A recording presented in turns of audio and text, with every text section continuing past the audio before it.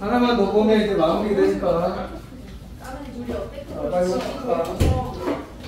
자, 뒤에 넘겨보세요. 이상의 권태 봅시다, 권태.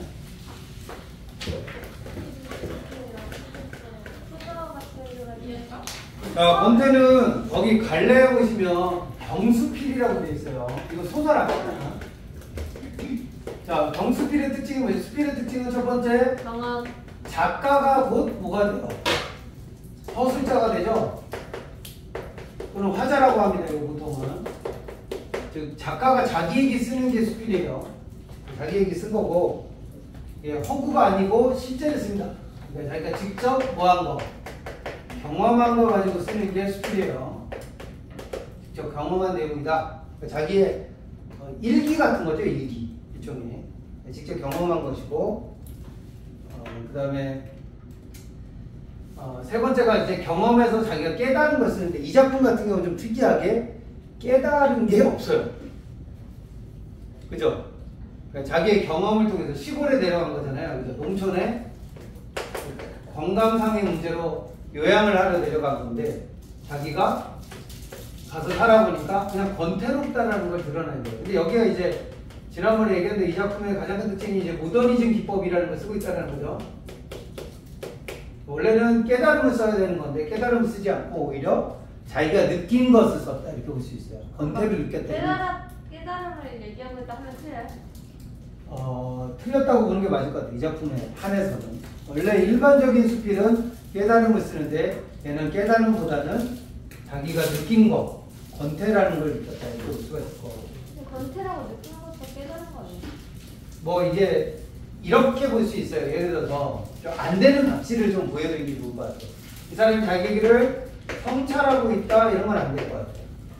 그죠? 성찰은 안 되고 사색을 했다 이런 건 될 것 같고요. 그럼 사색을 통해 깨달았다 여기까지 될 수도 있을 것 같은데. 뭘 깨달은 거죠? 농촌을 열나? 지루하다 뭐 이 정도. 그걸 깨달았잖아요. 네? 그러니까 깨달은 것도 되는 거예요. 네, 되긴 돼요. 되는데 조심하실 거는 얘가 깨달은 게 뭔가 내가 의지를 가지고 뭘 해야지 이런 게 아니라고. 이해돼? 보통 일반적인 작품에서 농촌은 굉장히 권태로운 곳이다. 심심한 곳이다. 이 정도를 깨달았다. 이걸 깨달음이라고 보면 깨달았다고 볼 수는 있는데 예를 들어서 이런 건 안 돼요. 자기가 성찰을 통해서 뭔가 좀 더 열심히 살아야겠다. 뭐 이런 걸 깨달았다거나 아니면 자신의 삶을 반성했다거나 이런 것들은 안 됩니다. 그래서 성찰, 반성 이런 단어들이 나오면 틀린다. 그래서 여기서 뭔가 새로운 것, 의미를 깨달았다 이런 건 안 돼요. 이해되시나요? 권태가 가져오는 의미가 뭐가 있겠어요? 무의미한 거죠 사실은. 이해돼? 이런 것들을 깨달았다 이렇게 할 수 있어도 의미를 깨달았다 이런 건 안 되는 걸로 선택지에 나와 있습니다. 챙겨놓으시고 주제는 뭐 단조로운 일상에서 느끼는 권태로움을 느꼈다 이 정도가 되겠고요. 자, 내용 전체적으로 보시면 얘도 7장으로 구성이 되어 있어요. 1장부터 10장으로 했는데 1장이 아침이고요. 아침에 일어나자마자 있었던 일을 쓴 거고 이게 2장이 낮에 있었던 일이죠. 2장이 낮에 있었던 일이고 중간에 건너뛰고 7장 나오는데 7장은 해가 지고 나서 저녁 밥 먹을 때 있었던 일을 썼어요. 이걸 무슨 식 구성이라고 해? 추보식 구성이라고 합니다. 1번 추보식 구성이라고 되어 있죠. 1장 내용은 혹시 시험에도 나올 수도 있을 것 같아서 그냥 간단하게 소개해드리면 뭐 얻었던 거야? 아침에 최석원네 조카랑 장기 든 거. 이런 거. 이건 안 나올 것 같고. 이번에 낮이 우리가 여기 지금 보고 있는 거죠. 여기서 뭘 본 거예요? 개울가에 앉아서 벌판을 바라보는 거. 그래서 초록색이 엄청 많은 거. 그죠? 그 다음에 농민들은 전혀 흥분하지 않는 거. 이런 것들을 좀 보는 거. 그래서 2장에서 보면 이제 이 사람이 깨달았다기보다는 느꼈다라고 하는 것에 가까운 것이 뭐냐면 초록색 벌판에서 공포와 권태를 느낀다거나 또는 그냥 일만 계속하는 농민들을 보면서 권태를 지각할 수 없는 농민은 불행하고 자기는 좀 행복하다 이런 걸 느꼈다 이렇게 할 수 있을 것 같아요. 그 다음에 7장 같은 경우 이제 방에 들어와서 어둠 속에서 떨고 있는 장면인데 저녁을 먹고 나서 떨고 있는 장면이죠. 그래서 저녁 먹을 때 왜 배가 고프지? 뭐 이런 걸 느낍니다. 그죠? 한 일도 없는데 배가 고픈 거. 그다음에 하늘의 별조차도 뭘 느껴요? 별이 뜨니까 요것조차도 별 감흥이 없다라는 권태를 느끼는 거. 네, 권태로운 마을 사람들, 밥 먹자마자 자는 애들, 이런 멍석에 누워서 자는 애들, 내일도 반복될 거에 대한 두려움. 그다음에 마지막으로 자기가 어디와 떨어져서, 원래 도시에 살던 사람입니다. 도회지와 떨어져서 도회지로부터 절연, 완전히 끊어진 삶이죠. 절연된 삶을 살고 있다라는. 내가 보니까 이거는 거의 뭐에 가까워요?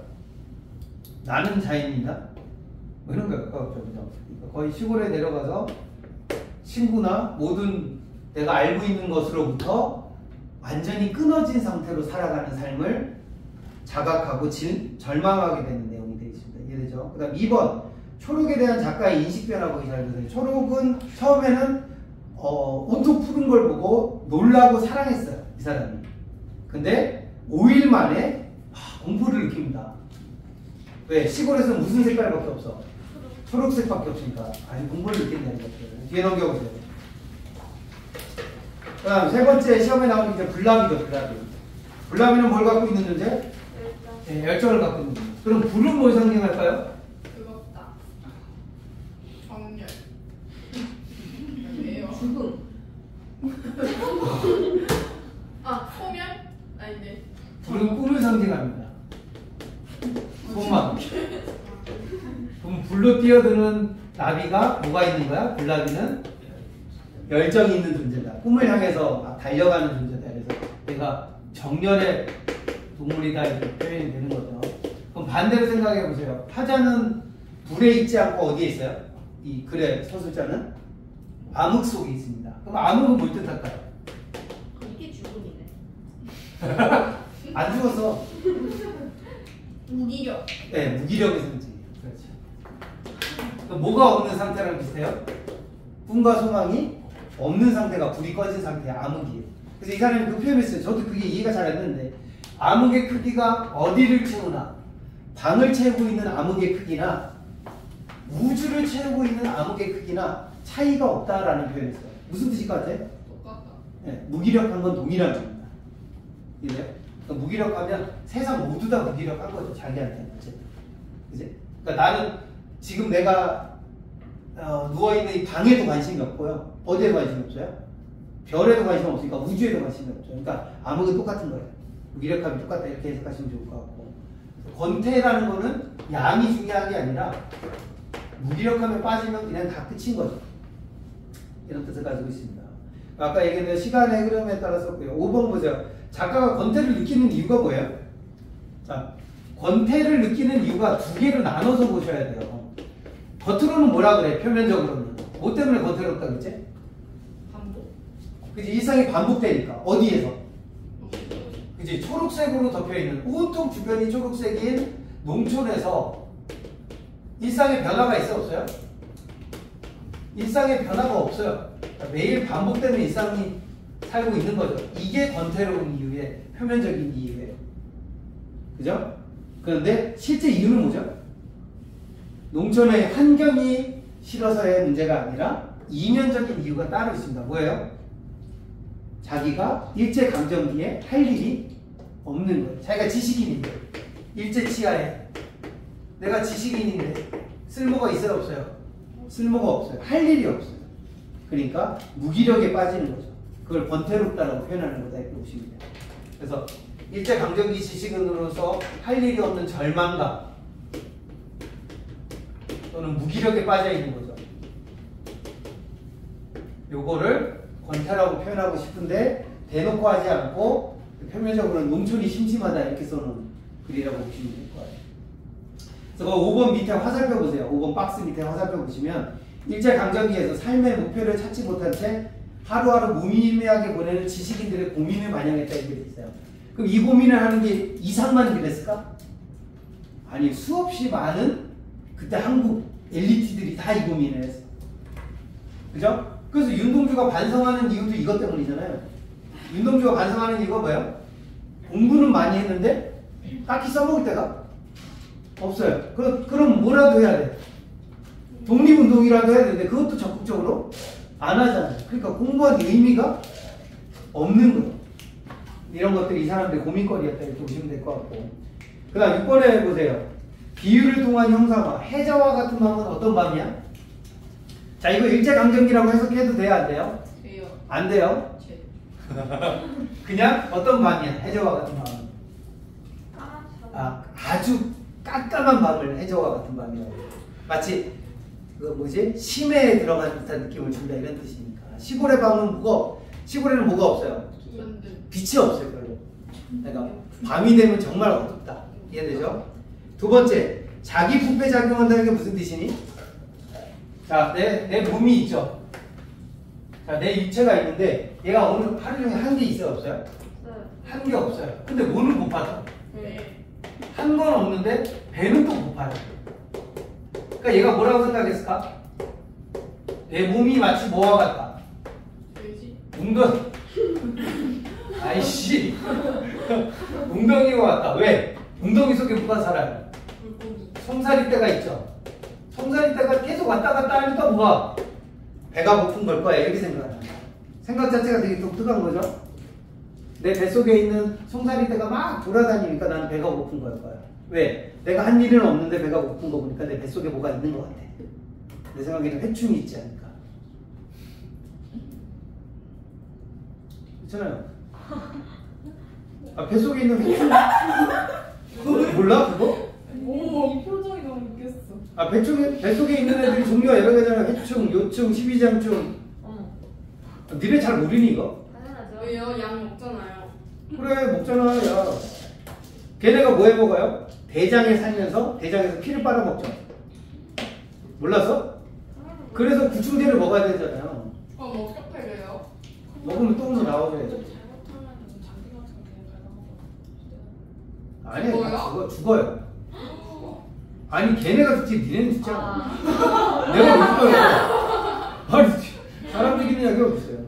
아니 구충제 안 먹으면 안 먹으면 죽어? 안 먹으면 죽진 않는데 계속 에너지를 뺏어가서 기생하는 애들이 계속 에너지를 뺏어가서 이상하게 배가 고파요. 근데 몸 상태는 안 좋아. 어쩐지 그래서 내가 배고픈 거. 아, 그냥 식성이 좋은 거예요. 여러분들이 청소년이라서 그럴 수도 있어요. 네, 근데 이유는 잘 보셔야 돼요. 의외로 먹는 거에 비해서 살은 안 찌는데 뭔가 좀 있다 그러면 뭐 흡수율이 떨어지거나 아니면 정말 몸속에 기생충이 있을 수도 있으니까. 그쵸? 연가시라뇨. 이거 왜 생기는 거야? 왜 너무 심한 그냥 너왜 균이에요, 균. 내가 예를 들어서 어디서 뭘 만지고 입에다 손을 댔는데 그 경로를 통해서 뱃속에 들어가는 경우도 있다. 동물들은 많이 있잖아요. 맞아. 그래서 동물은 먹여야 돼요. 동물들은 뱃속에 많이 있어요. 진짜 귀엽지 좀. 이신기해. 자, 그 다음에 자, 쓸데없는 얘기. 어쨌든 얘 생각에 뱃속에 송사리 이게 뭐가 그렇게 즐거운 일이야. 자, 그 다음에 세 번째 흉맹한 형리는 꼭 기억해 두세요. 뭐를 비유한 말이야? 흉맹한 형리가? 내일. 내일을 비유한 말이죠. 형리가 뭔지 기억나시나? 아니요. 형리는 감옥을 지키는 사람이라는 뜻이에요. 형리? 그럼 감옥을 지키는 간수장 같은 사람이죠? 네. 나를 감옥에 가두는 자라는 뜻이에요. 그럼 내일이 감옥에 갇힌 것 같다 이 말이야. 무슨 뜻이야? 내일은 의미 없는 하루가 또 어떻게 될 거야? 반복될 거야. 그럼 나는 뭘 받는 거랑 똑같니? 형벌이 형벌. 그러니까 내일이 오는 건 나한테 뭐야? 벌인 거죠. 벌칙 같은 거다 이렇게 생각을 해요. 그래서 흉맹한 형리라는 표현도 기억해 놓으시면 좋을 것 같고, 그 다음에 소처럼 반추한다라는 표현이 있어요. 반추가 뭐예요? 예, 먹었던 음식을 다시 끌어올려서 다시 씹는 걸 반추라고 그러죠. 소가 하는 건데, 소처럼 반추한다는 건 자신의 무엇을 떠올려서 과거에 있었던 기억을 다시 떠올리는 걸 반추한다는 이렇게 보시면 될 것 같아요. 그래서 유일하게 하루에 뭐 할 일이 뭐밖에 없어요? 옛날 과거 기억을 다시 되새기는 정도밖에 없는 사람. 보시면 될게요. 마지막 7번에 나가 초록색을 공포라고 느끼는 이유는 뭐예요? 온통 초록색이라서 그죠? 그러니까 더 권태로워지니까 공포스럽다 느끼는 거다 이렇게 보시면 되고, 그 조심하셔야 될 게 아까 문제 풀다 보니까 조물주에 뭐가 있어요? 조물주가 모든 자연물을 무슨 색깔로 만들었어? 다 초록색으로 만들어. 좀 알록달록하게 만들지. 다 초록색으로 만들었다는 거예요. 그래서 조물주가 몰침이다라는 표현이에요. 몰침이가 뭐야? 이 양반은 취미가 없다 이런 뜻이에요. 내가 취미가 없는 게 아니고 조물주가 취미가 없어요. 조물주는 뭐하는 취미가 없니? 좀 색깔을 어떻게 만드는? 다양하고 다채롭게 만드는 취미가 없다라는 뜻을 가지고 있다는 거예요. 남탓하는 거예요? 어. 자기 탓은 아니죠. 그러니까 조물주 탓이죠. 근데 그래서 별로적으로 남탓하는 게 맞아요? 아, 남 탓이라고? 네. 아니요, 그냥 자연물이 그렇다 이런 그러니까. 얘기지. 이걸 누굴 탓하는 얘기는 아니에요.